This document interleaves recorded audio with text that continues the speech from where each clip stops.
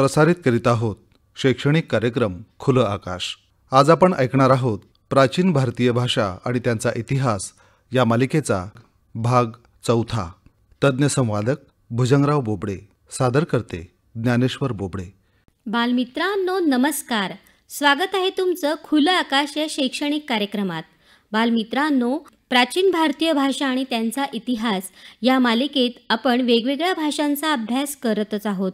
आज आपण एका वेगळ्या भाषेची ओळख करून घेणार आहोत. माझ्यासोबत बालसंवादक आपले मित्र आहेत. माझं नाव शिवानी राजेंद्र वाणी. मी इयत्ता 7वीत शिकते. माझे नाव ऋषिकेश संजय क्षीरसागर आहे. मी 8वी इयत्तेत शिकतो. तर बालमित्रांनो, ह्या बालसंवादक बालमित्रांसोबतच आपले भाषातज्ञ आणि इतिहासतज्ञ श्रीयुत भुजंगराव बोबडे हे देखील आपल्यासोबत आहेत आणि ते आपल्याला आज कोणत्या बरं अभिजात भाषांविषयी माहिती करून देणार आहेत ते आपण त्यांनाच विचारूया. सर, आज तुम्ही आम्हाला कोणत्या भाषांची माहिती करून देणार आहात? नमस्कार. आपण ज्या प्राचीन भारतीय भाषा आणि त्यांचा इतिहास या मालिकेची माहिती घेत आहोत. आपण 3ऱ्या भागामध्ये संस्कृत भाषेची माहिती घेतली, तर आपण या 4थ्या भागात आज तमिळ भाषा आणि मल्याळम भाषा या अभिजात भाषांची माहिती घेणार आहोत. अरे वा, खूप छान. आम्हाला म्हणजे समजत नसली तरी ऐकायला आम्हाला आवडणारी भाषा म्हणजे तमिळ आणि मल्याळम. ती आम्ही फक्त कधीतरी TV मध्ये चित्रपट लागलेला असताना आम्ही बघतो, पण आज आम्हाला त्या भाषांविषयी सविस्तर आम्ही जाणून घेणार आहोत. शिवानी, तुला काय प्रश्न विचारायचा आहे ग? सर, तमिळ भाषेचा इतिहास आणि तिचे प्रकार याबद्दल काही सांगा ना. खरं म्हणजे तमिळ भाषा ही आपण जसं आपली मराठी ऐकतो तसं तमिळ भाषेमध्ये जी चित्रपट तयार होतात ती आपण जास्त प्रमाणात बघत असू. रोजासारखा चित्रपट, त्याच्यातली गाणी ही आपल्याला आठवत असतील, ज्यामधली छोटी छोटी गाणी आपल्याला आठवतात आणि मग त्याच्यामध्ये जे संगीत प्रसिद्ध झालेलं आहे ते संगीतही आपण ऐकतो. तर अशी तमिळ भाषा एक द्रविड भाषा किंवा दक्षिण भारतीय भाषा आहे. ही जी भाषा आहे तर ही भारतातली अभिजात भाषा असा दर्जा दिलेली पहिली भाषा आहे आणि याच्यानंतरचा दर्जा हा संस्कृत भाषेला देण्यात आला.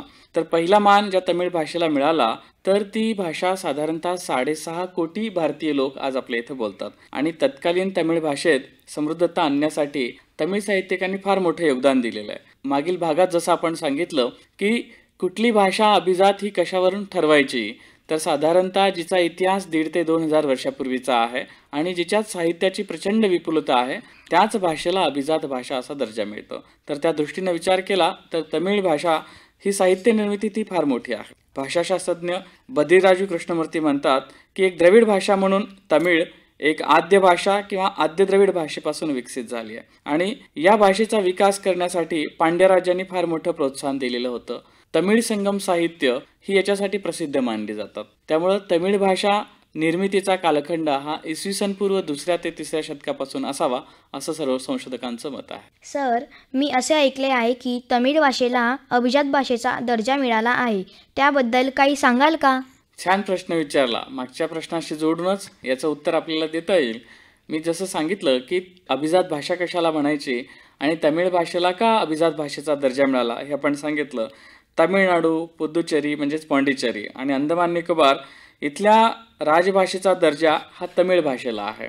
म्हणजे ही केवळ एकट्या तामिळनाडू राज्यात बोलली जात नाही, तर या 3 राज्यामध्ये आणि तामिळनाडूच्या बाहेर किंवा आपल्या भारताच्या बाहेरही श्रीलंकेचा काही भूभाग जिथेही पसरलेले आहेत, तमिळ बांधव जिथेही पसरले आहेत, हे सर्व लोक ही भाषा बोलतात.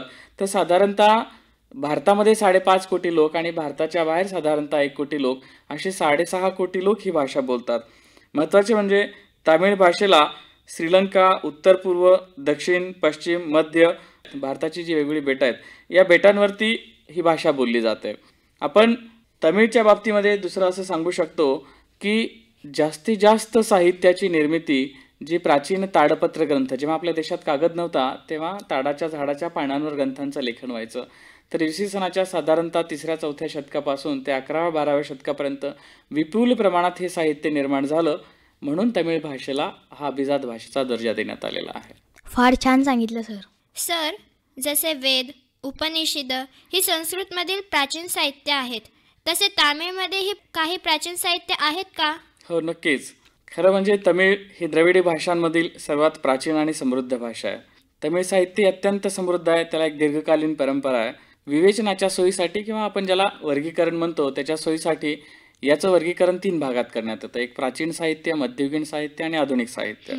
तर इसवी सन पूर्व 600 वर्षाच्या आधीपासूनच तमिळ भाषेच्या साहित्याची निर्मिती होत होती. खरं म्हणजे प्रथम संगम म्हणजे एक कवींचं एक संकुल निर्माण करण्यात आलं, ज्याला संगम असं म्हटलं जायचं.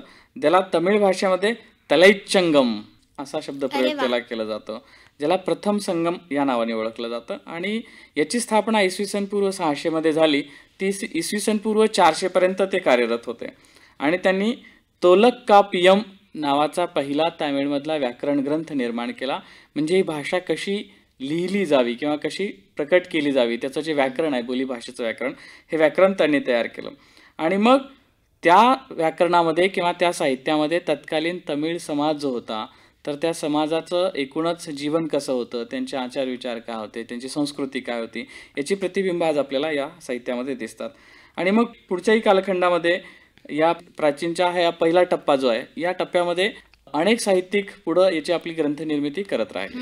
रामायण महाभारत यासारखी काही महाकाव्ये देखील तमिळ भाषेत आहेत का? हो, अशी खूप चांगली महाकाव्य आपल्याला तमिळमध्येही पाहायला मिळतात.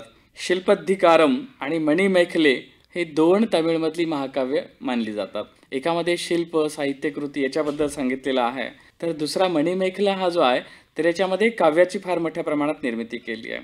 खरं म्हणजे शेंगबुट्टन हा चेरचा राजा, त्याचा धाकटा भाऊ, त्यांनी या शिल्पाधिकारम या महाकाव्याची निर्मिती केली. आणि या महाकाव्याच्या नावाचा अर्थ, आता आपल्याला शिल्पधिकारम या शब्दाचा अर्थ काय, तर नुपुराची गाथा.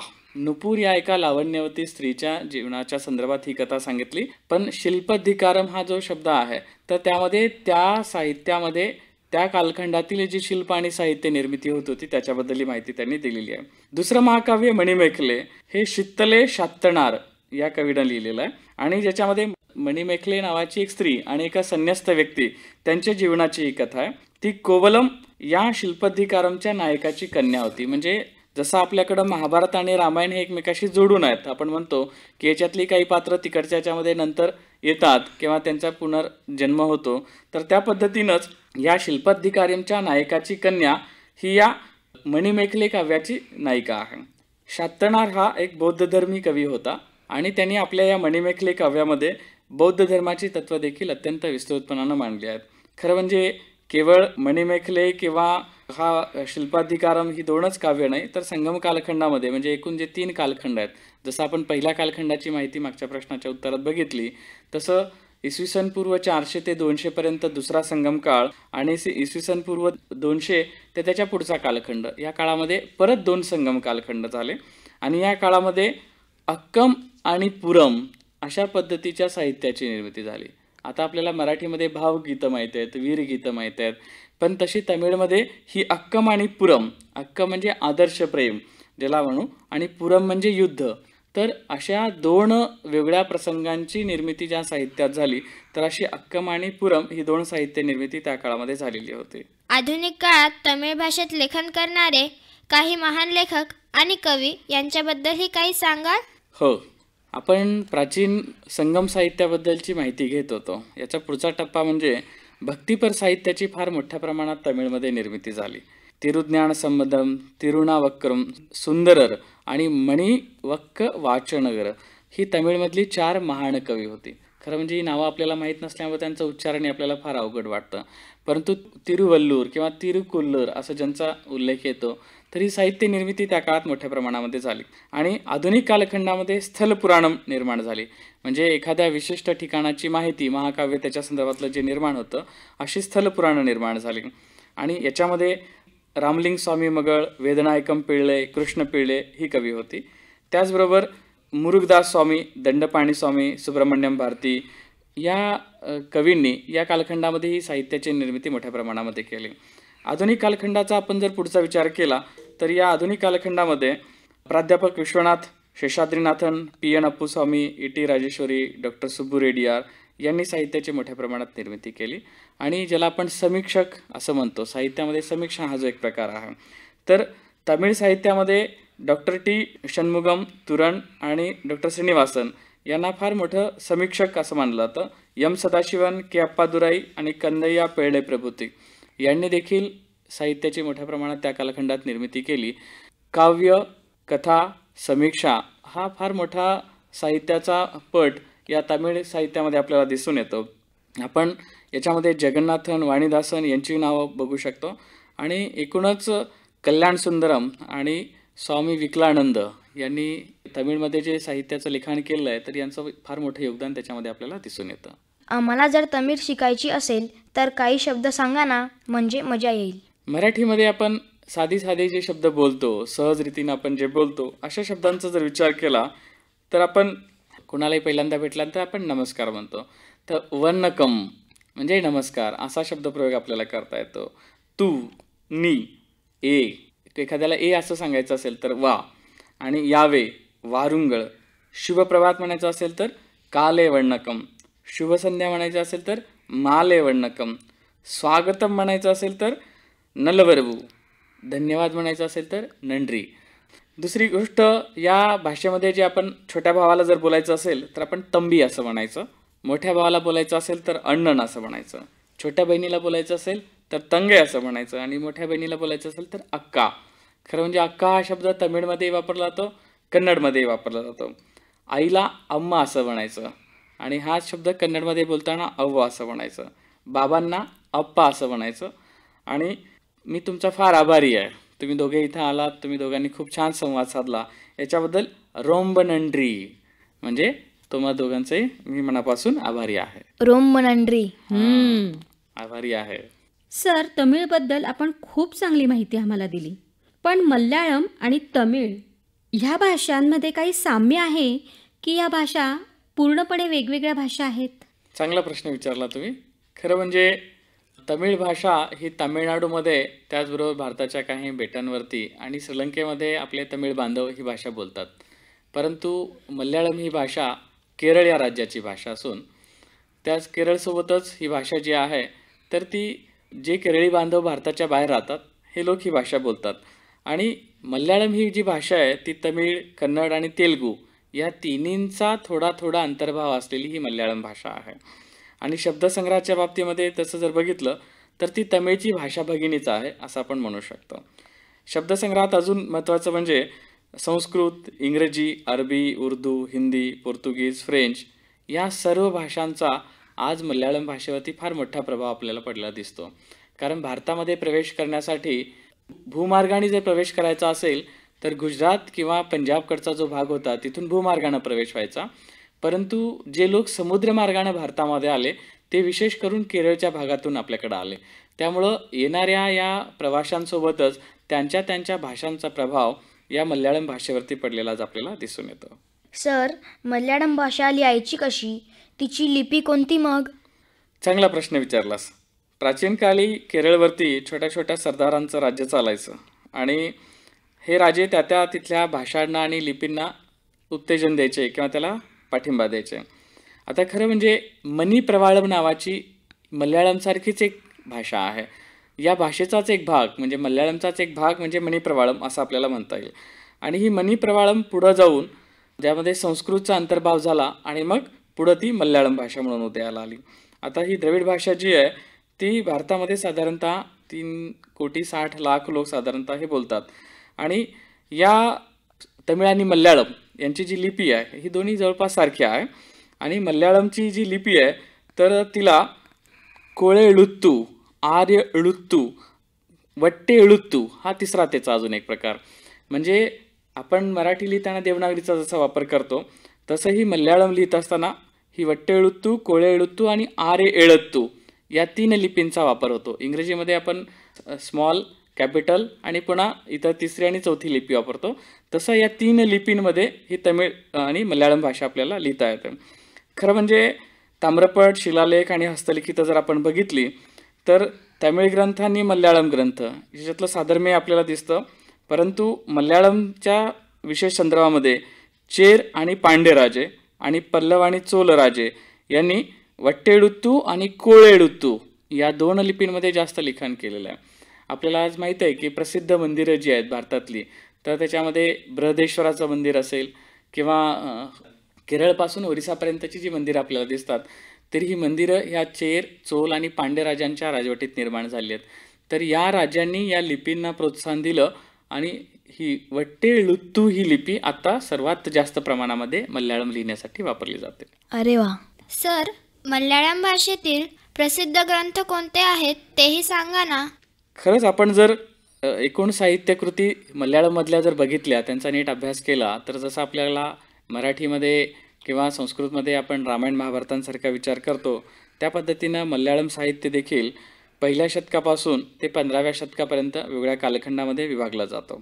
आणि या बाबतीमध्ये जे एकूण लेखन प्रवाह आहे तर त्याला लोकगीतं आणि मल्याळममध्ये साहित्य लेखन केलं जातं त्याला पाट्टू असं म्हणायचं. आणि तिसरा ज्याचा उल्लेख आपण पूर्वी केला मणिप्रवाळम असा केला जातो. म्हणजे लोकगीतं, पाट्टू आणि मणिप्रवाळम ही 3 त्याचे साहित्य प्रकार आहेत. लोकगीतांच्या बाबतीत जर विशेष करून आपण विचार केला तर या लोकगीतांमध्ये त्या काळातली अनुष्ठानं, व्यवसाय आणि लोकसंस्कृती, गीतं यांचा उल्लेख होतो. ज्यांनी विशेष पराक्रम गाजवले त्यांची लोकगीतं या मल्याळममध्ये निर्माण झाली. पाट्टू म्हणजे नेमकं काय? आता आपल्याकडं जात्यावरती दळताना आपण ओव्या म्हणत असतो, तर त्या पद्धतीने पाट्टू ही खरं म्हणजे पाट्टूमध्ये एक ग्रंथ निर्माण केलेला आहे ज्याला रामचरित असं म्हटलं जातं. रामायणाच्या युद्धकांडावरती आधारित हा पाट्टू ग्रंथ आहे आणि तो 12व्या शतकात निर्माण करण्यात आला. चिरामन नावाचा त्याचा एक लेखक होता. त्यांनी त्याच्यामध्ये 164 विभाग वेगळे केले. जसं आपल्याकडे रामायणाची वेगळी कांड असं आपण म्हणतो, तर तसं त्यांनी पाट्टूमध्ये 164 वेगळे विभाग निर्माण केले आणि याच्यामध्ये त्यांनी साहित्याची निर्मिती केली. भाषा कौटिल्यम नावाचा एक विशेष ग्रंथ मल्याळममध्ये निर्माण करण्यात आला. पुढच्या टप्प्यामध्ये निर्णम ग्रंथ.